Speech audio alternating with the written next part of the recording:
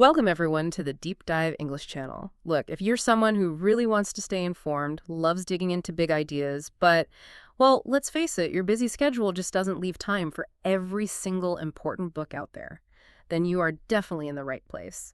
Today, we're doing exactly that, a deep dive into one of the most significant and, let's be honest, often debated books on global politics.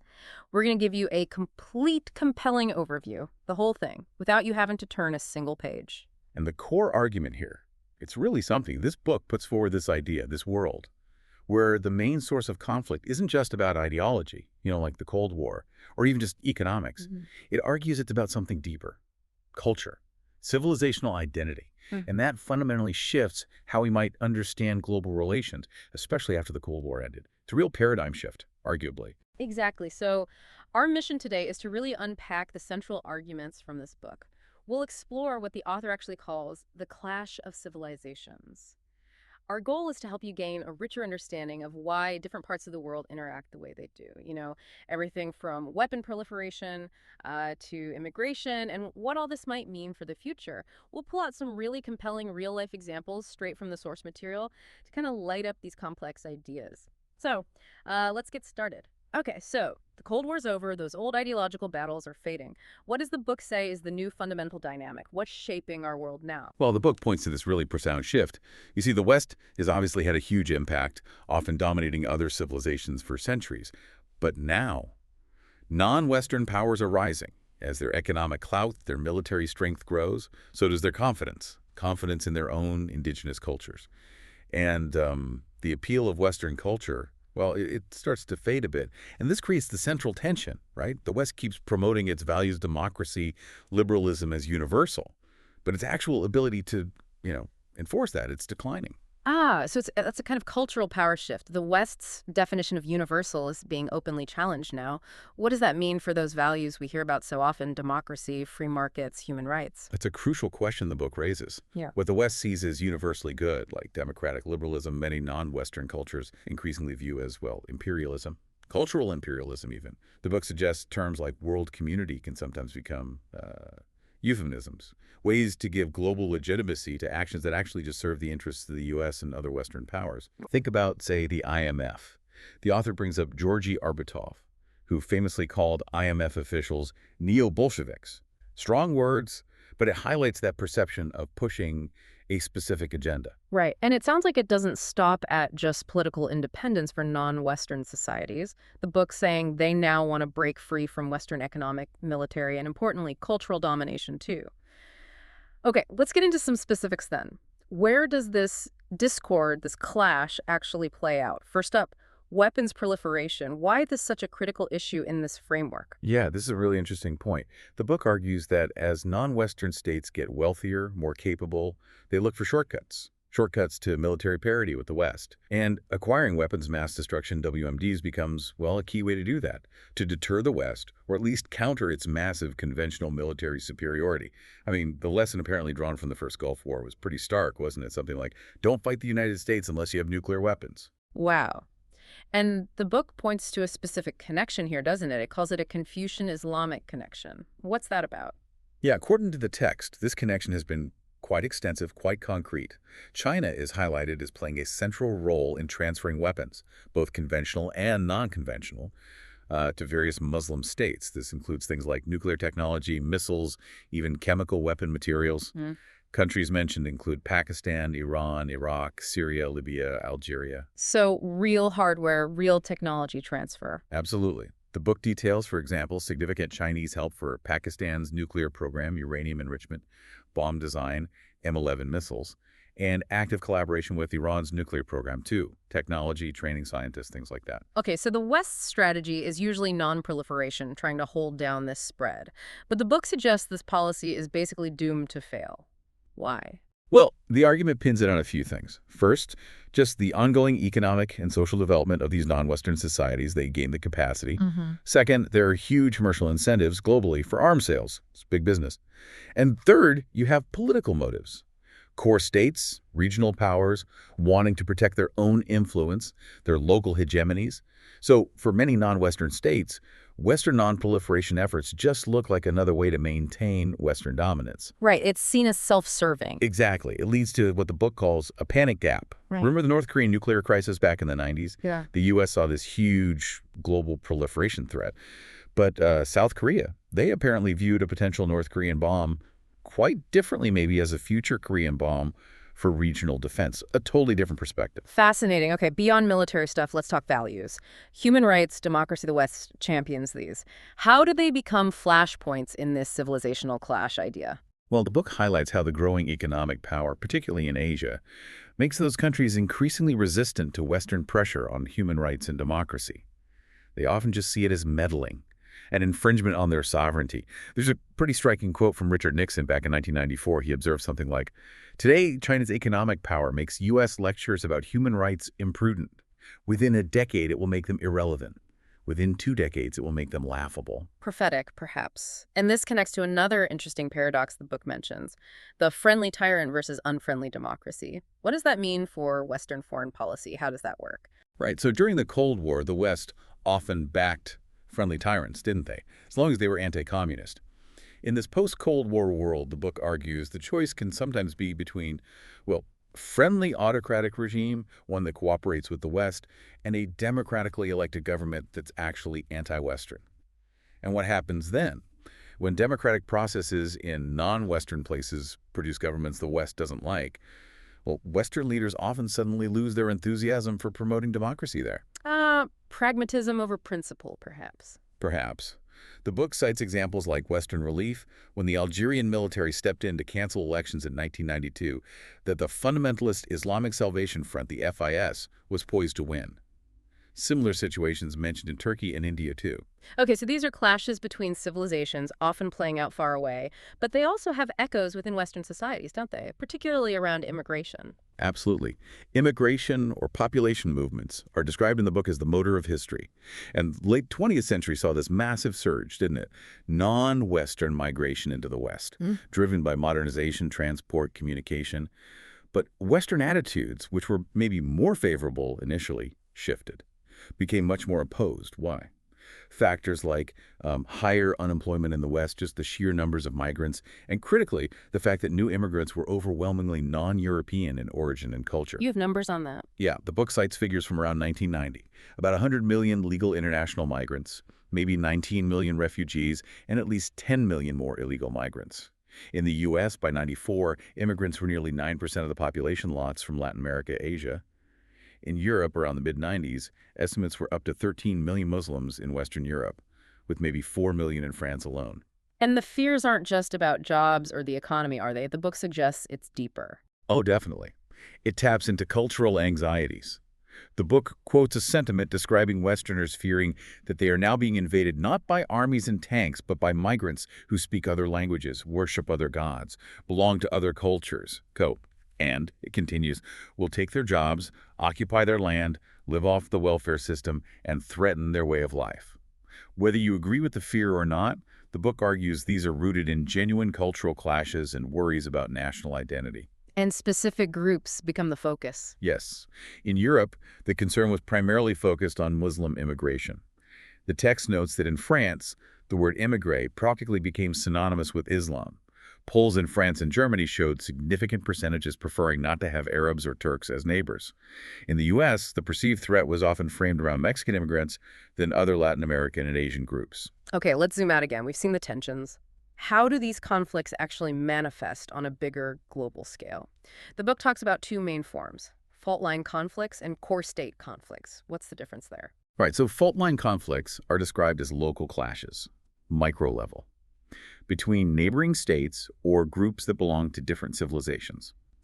Often, religion is the key marker of difference, and they're described in pretty stark terms: vicious and bloody, protracted, really hard to resolve because they're about fundamental identity. Who are we? Who are they? The book states quite bluntly, millennia of human history have shown that religion is not a small difference, but possibly the most profound difference that can exist between people. A profound difference. And the book makes a striking claim about where these fault line conflicts happen most often, doesn't it? It does, yeah.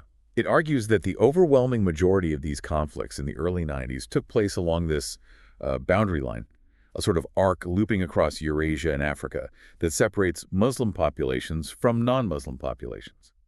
The book presents evidence suggesting that Muslims, who make up about a fifth of the world's population, were far more involved in intergroup violence than the people of any other civilization during that period.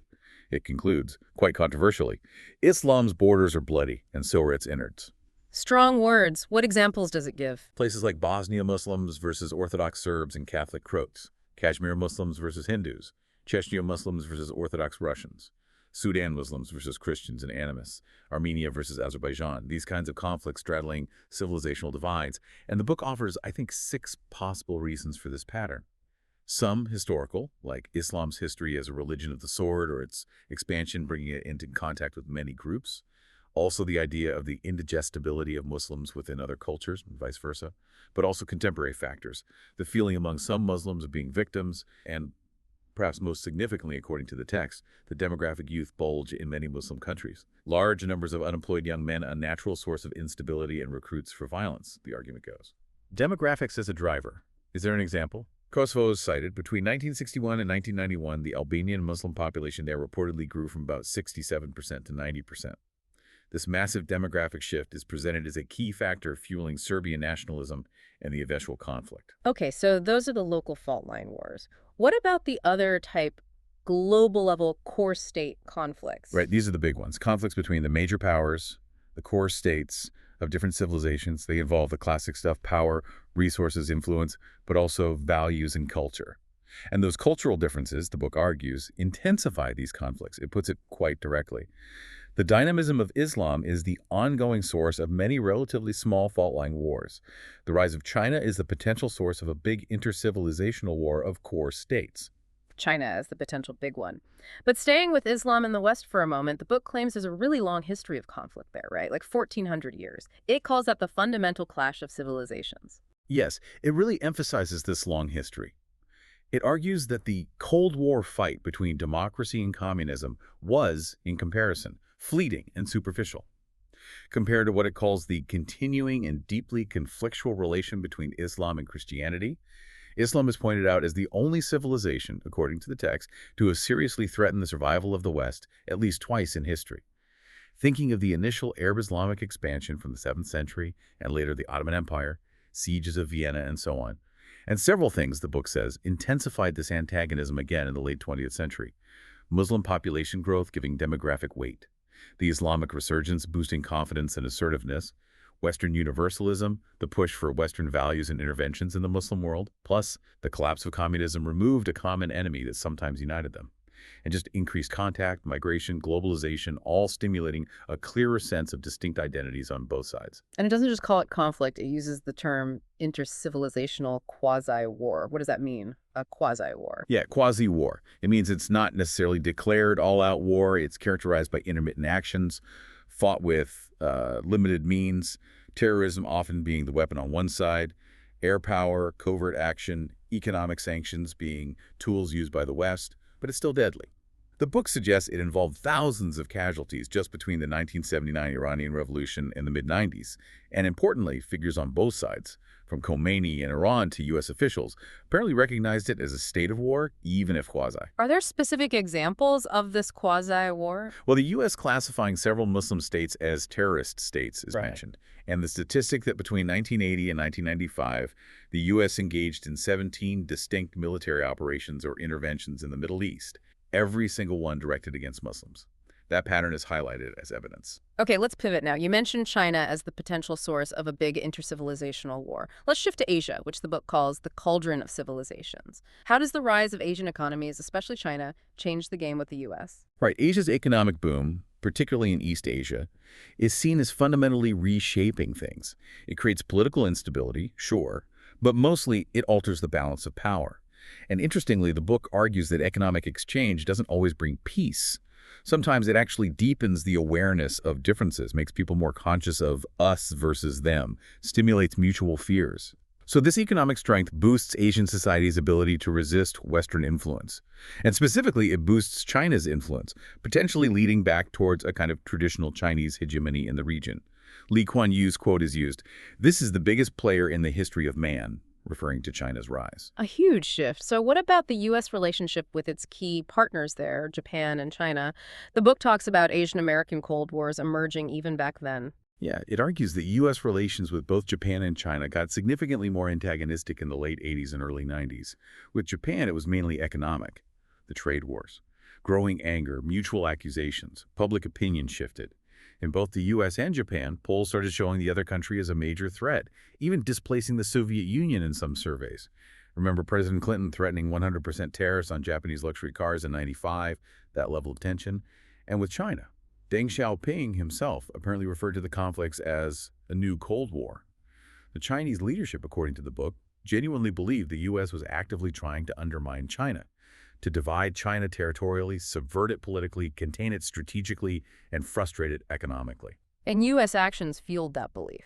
Well, the book lists things like the U.S. allowing Taiwan's President Lee Teng-hui to visit the U.S., selling F-16 fighter jets to Taiwan, constantly criticizing China's human rights record, imposing trade sanctions. These were all seen from Beijing as hostile acts. The Chinese military was apparently consistently pushing for a tougher line against the U.S. So it really sounds like more than just policy disputes, a fundamental clash of cultures, of power dynamics, Asia basically saying no more often to American demands. Precisely. The end of the Cold War removed that big overriding common enemy, the Soviet Union that had kind of glued the U.S. and some of these Asian states together. With that gone, the underlying cultural differences and the shifting power balance came right to the forefront. You had American universalism clashing head-on with a growing Asian cultural assertiveness. Japan, for instance, is described as historically seeking security by aligning with whoever seems dominant. The book suggests they see international politics as hierarchical, much like their own domestic society. And other Asian countries? A similar trend is noted. Countries like Singapore, Malaysia, Thailand showing signs of tilting towards China, acknowledging its growing weight, even while publicly saying they still wanted a U.S. military presence for stability. A kind of hedging, perhaps. Okay, and China itself. The book argues its natural tendency, given its history, culture, and sheer size, is towards achieving hegemony in East Asia. How do other states usually react when a big power rises like that? Well, international relations theory usually talks about two main reactions. Balancing, where states team up against a rising power to maintain equilibrium, or bandwagoning, where they decide to align with the rising power, hoping for benefits or just to avoid conflict. Western theory also predicts balancing. But the book argues that in Asia, particularly concerning China, there's a stronger historical tendency towards bandwagoning, accepting hierarchy. Asian history, it suggests, doesn't have the same tradition of constant wars to prevent hegemony that European history does. Are there examples of this bandwagoning? The book points to ASEAN, the Association of Southeast Asian Nations, for instance, apparently acquiescing to China's demands to keep the sensitive issue of the Spratly Islands dispute off the official agenda of its big regional security forum. Also staying pretty quiet during China's military exercises and threats against Taiwan in 1995-96, action seen as deference to China's power. So, if China does achieve this kind of hegemony in East Asia, what are the implications? What would that look like? Well, the book suggests it could actually reduce instability and conflict within East Asia itself under a single dominant power. But, and this is the huge implication for the West, it would also significantly reduce American and Western influence there. Gone. The U.S. would essentially have to accept something it has spent decades, maybe centuries, trying to prevent: the domination of a key region of the world by another major power. The book calls this potentially the single most serious security issues facing American policymakers in the early 21st century. A massive challenge. Okay, so we have all these potential conflicts, fault lines, core state rivalries.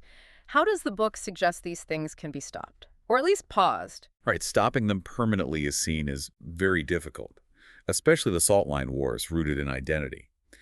But they can be paused, halted temporarily, and the key, according to the book, is the active involvement of other parties. Not just the primary fighters, but interested secondary and tertiary parties. These are usually kin country states, culturally linked to one of the warring groups and the major core states of the relevant civilizations. They have the clout, the influence, to pressure their kin to accept ceasefires and negotiate agreements. It's framed as a three-level game. You have the fighters on the ground, level 1, their immediate state sponsors or kin, level 2, and the big civilizational core states overseeing things, level 3. Can you give us a concrete example of that three-level game working? The Bosnian peace process in the 1990s is used as a prime example. You had the primary fighters, Bosnian Serbs, Croats, and Muslims. They found it almost impossible to negotiate directly, too much hatred and mistrust. So you needed the secondary parties. Serbia backing the Bosnian Serbs, Croatia backing the Bosnian Croats, and then the tertiary core states, Russia applying pressure on Serbia and the Bosnian Serbs as fellow Orthodox Slavs, and Germany, the U.S., other Western states applying pressure on Croatia and the Bosnian Croats. Interestingly, the book notes the U.S. position was complicated. Rhetorically, the U.S. was pro-Bosnian Muslim, but it lacked that direct cultural kinship, that leverage to really pressure the Muslims to make painful compromises. This apparently led to some Bosnian bitterness towards the U.S. later on, feeling let down despite the support. Because the U.S. couldn't deliver the other side. Or couldn't push its own client as effectively as, say, Russia could push the Serbs. The U.S. even had to kind of look the other way, while Iran and Saudi Arabia provided aid and arms to the Bosnians, despite the official arms embargo, a complex picture. Okay, fascinating. Let's bring it right back home, finally, to the West itself. The book describes the West as a mature civilization, maybe even in a golden age in some ways, but also facing signs of internal decay. What are these internal challenges? Yeah, it's a bit of a paradox. The West is still incredibly wealthy, technologically dominant. But the book argues it shows signs common to mature, maybe even declining, civilizations throughout history. These include things like relatively low economic growth rates, certainly compared to booming East Asia at the time, low savings and investment rates, critically low birth rates, demographic decline, and culturally, maybe a weakening of the traditional work ethic, a rise in personal indulgence, and maybe a decreased commitment to education and intellectual pursuits, reflected in things like test scores. A kind of societal fatigue, almost, and there's a specific concern raised about multiculturalism within Western societies, particularly the United States. How does that fit into the decay argument? How does it challenge American identity? Yes, this is a major point in the book's concluding sections. The argument is that multiculturalism directly challenges the traditional basis of American national identity. Historically, that identity was defined culturally by Western civilization, its values, history, institutions, and politically by the principles of the American creed: liberty, democracy, individualism, rule of law, etc. The book argues that intellectuals and groups promoting multiculturalism are effectively attacking this Western core, denying that there is a common American culture and instead promoting separate racial, ethnic, or other subnational identities over the national one.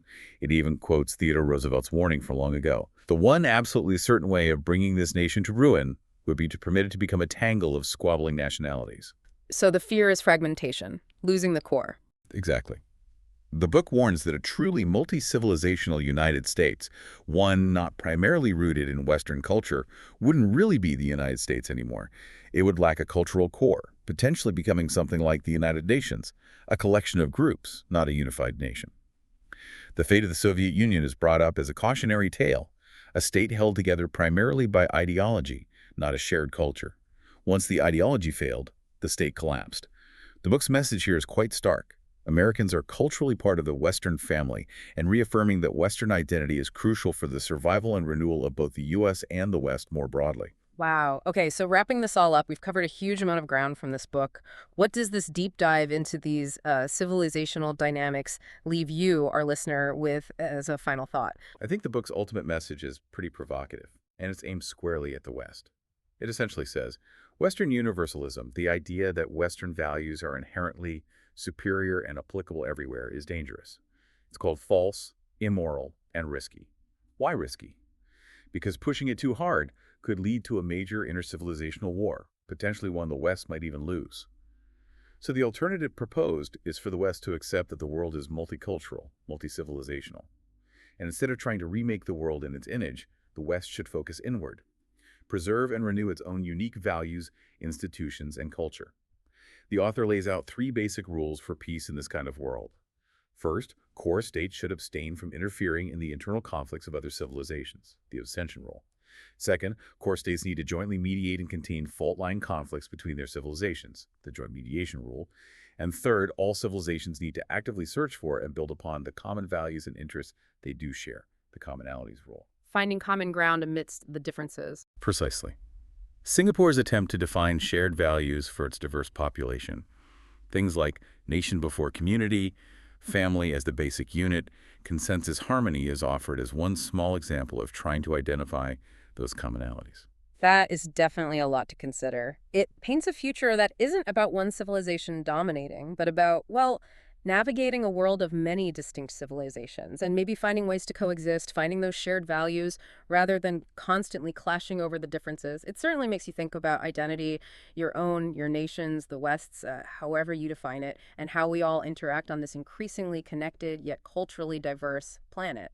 How might understanding these arguments, whether you agree with them or not, shape your own perspective on global lands? Something to ponder. Thank you so much for joining us on this deep dive into such a, well, really thought-provoking perspective on global politics. We hope this has given you a solid head start on understanding a complex and truly enduring argument from a major book. Keep exploring, keep questioning, and keep making those connections. Until next time on Deep Dive English. All right, let's dive straight in. We've been peeling back the layers on global relations, looking at how cultural identity is really reshaping things.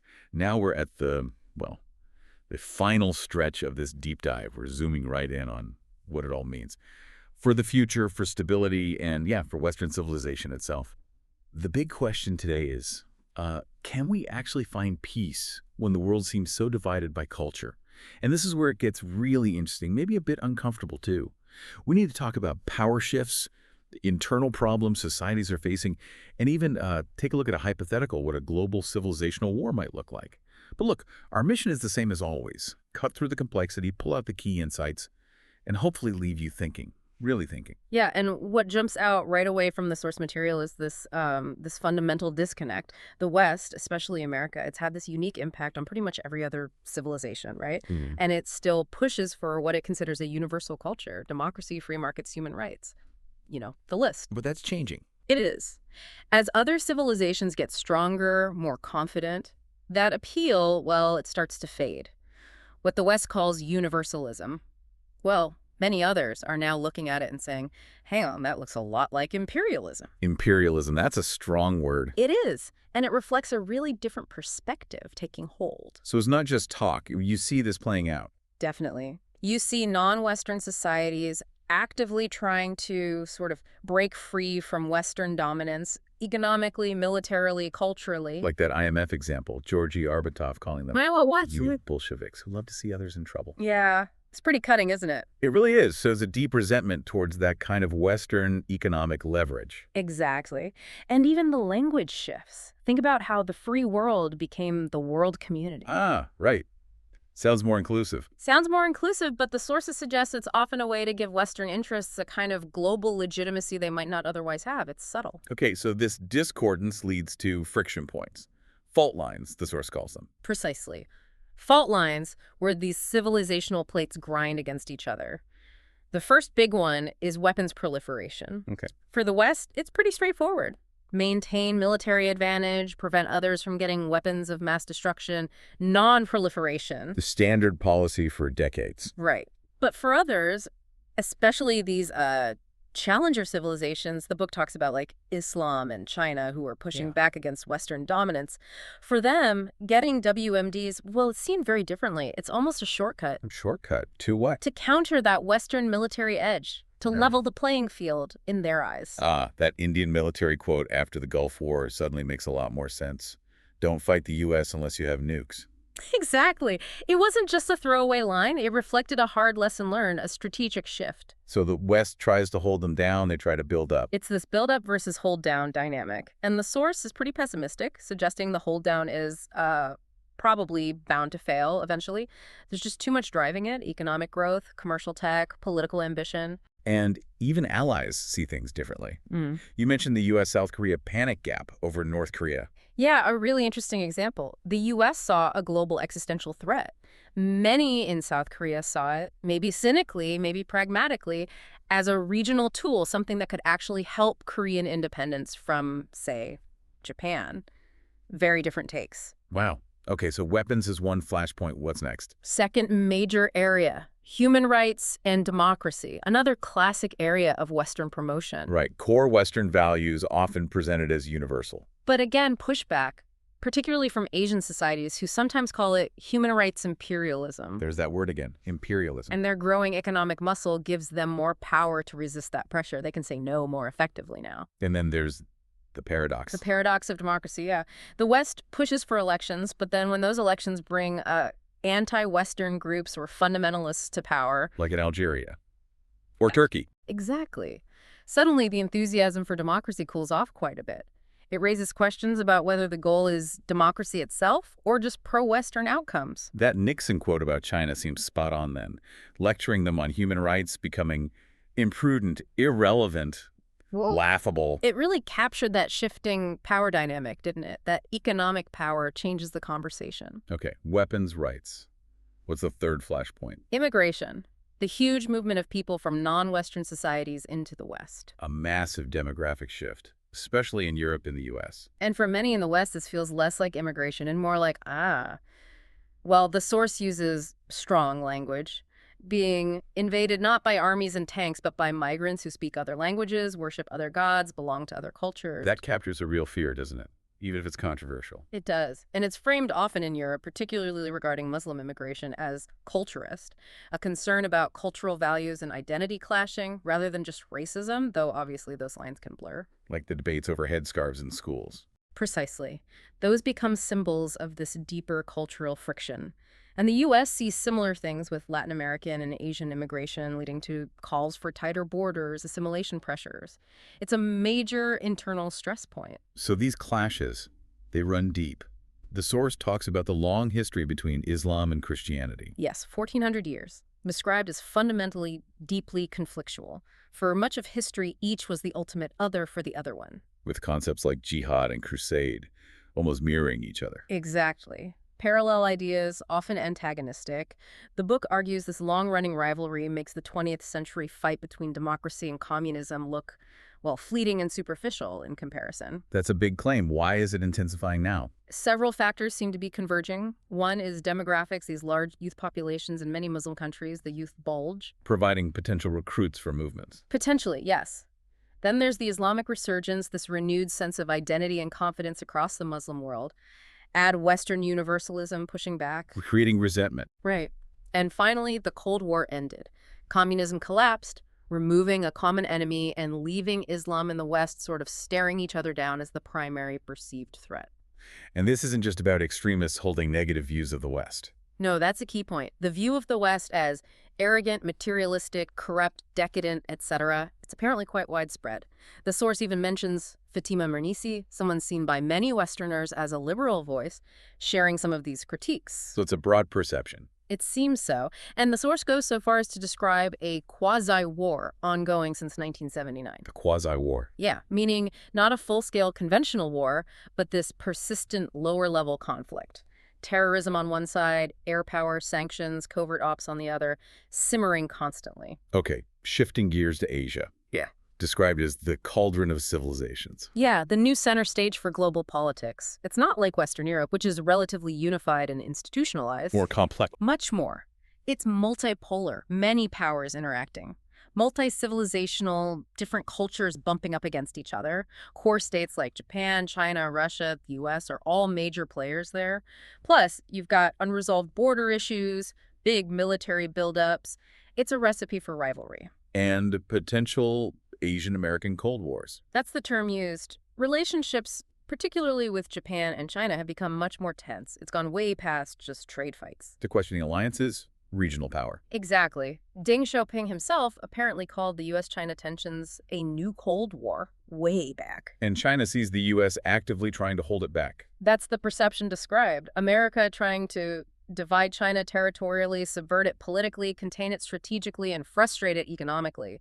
They see moves on Taiwan, trade, alliances through that lens. And China's economic rise feeds into this. Absolutely crucial. That economic power translates directly into military capability and, frankly, ambition. A drive for regional dominance, kind of like returning to its historical position. Lee Kuan Yew's quote about China being the biggest player in the history of man. It highlights the scale of this shift. And it forces other Asian countries into a tough choice. Balance or bandwagon? Right. Do they try to team up to counter China, balancing, or do they accommodate China, align with it, hoping for the best bandwagoning? And Western theory usually expects balancing. Usually, yes. But the source suggests that in Asia, bandwagoning might be more likely. Really? Why? Maybe cultural deference to power, maybe economic realities. We see hints of it. Singapore, Malaysia being cautious. ASEAN deferring to China on things like the Spratlys. Even Japan might eventually accommodate China. It's suggested of a possibility. Japan has historically tended to align with the dominant power in Asia. Unless the U.S. makes a really strong, sustained commitment and improbable show of resolution, the book says Japan might lean towards China eventually. The big danger being the U.S. stumbling into a conflict without thinking it through. Exactly. A war with China fought without a clear strategic goal or understanding of the costs. That's painted as a major risk. Okay, so huge external pressures. But the West also faces internal issues. Decay. Yes, drawing on historian Carol Quigley, the idea is that the West might be in a comfortable golden age, but it's also showing signs of decline. Things like slow economic growth, focusing on present consumption instead of future investment, low birth rates, patterns seen in other declining civilizations, And beyond economics. a sort of weakening of the work ethic, maybe a cult of personal indulgence, less focus on education and hard learning. But the biggest internal threat, according to the source, Is identity. yes, the debate over multiculturalism, particularly in the U.S. How so? The argument presented is that multiculturalism attacks the U.S.'s core identification with Western civilization, promoting subgroup identities instead. The source is incredibly blunt. A multi-civilizational United States will not be the United States. It will be the United Nations, basically ungovernable and lacking cohesion. Meaning that rejecting the American creed, those core Western-derived values and Western culture itself, could essentially dissolve the U.S. as we know it. That's the stark warning. And by extension, undermine Western civilization globally. So the real clash is internal. Multiculturalists versus defenders of Western tradition. That's how it's framed. The future hinges on whether the U.S., and the West more broadly, reaffirms its Western identity or lets it fragment. A fundamental choice. So wrapping up this whole deep dive, the world's at a crossroads. The source offers some rules for peace. Yeah, a few potential guidelines for navigating this multi-civilizational world. The abstention rule is one. Meaning the West should stay out of other civilizations' fight. Pretty much. That Western intervention is often the biggest source of instability. Then the joint mediation rule. Core states working together to stop local conflicts along those fault lines. Right. And the commonalities rule, the idea of looking for shared values across civilizations, but carefully. Like Singapore's shared values, which intentionally distinguish themselves from Western liberalism while fostering unity. A delicate balancing act.